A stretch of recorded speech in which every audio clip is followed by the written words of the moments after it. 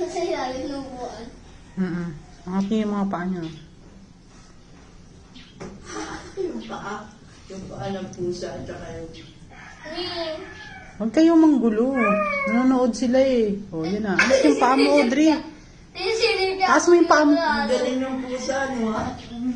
Ibang klase yung ano eh, yung puso. Great catcher yan, Lay. Para lang daga. Aji, layo mo mukha mo dyan. Baka makalimutan ka. Kapag nakalmot ka, bulag ka rin.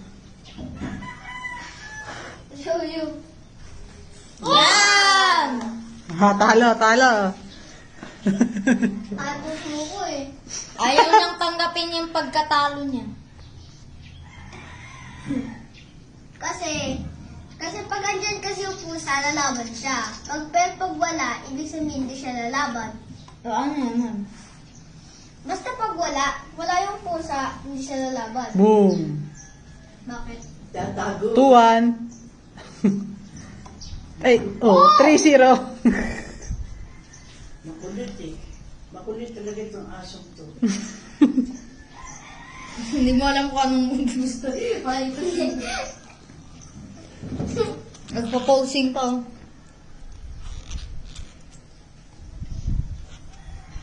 Ah.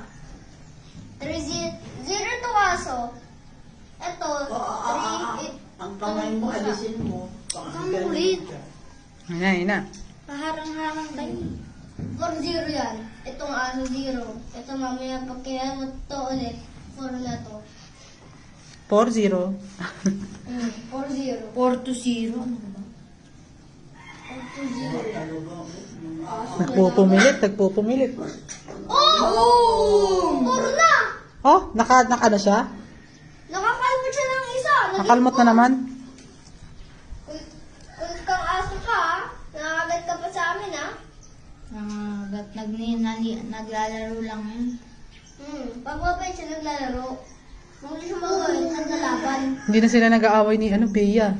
Dati nagagalit si Bea dyan, di ba, Audrey? Hindi, ganyan talaga yan. Ano? Sa may labas. Si Tony lang naman, ganyan niya tirit talaga. Sa may sa may likod ng upuan, nasa aluso. Ano? Eto siguro mga... Oh! Halo. Naging 5 na! Ginagalit mo ako. Hindi, Zoe Lavery na lang. 5 points na yung ano, yung kay